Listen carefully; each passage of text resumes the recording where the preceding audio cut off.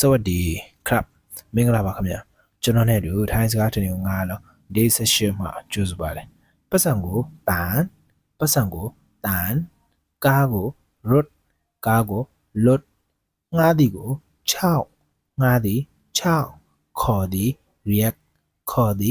react ပြုပြင်ဒီ som ပြုပြင်ဒီ som ခုငါးလုံးကိုလည်းသူ့နေရာလေးနဲ့သူ့အသုံးချကြည့်ရအောင်ပတ်စံမိတာမိုင်พี่มีตาไหมaku pesan ရှိလားรถมีรถไหมကားရှိလားငါးသည်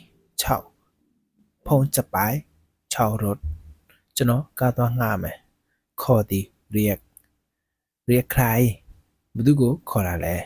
พี่ react ใครakuဘယ်သူကိုခေါ်တာလဲပြုပြင်သည် son နေဆုံးอยู่นะ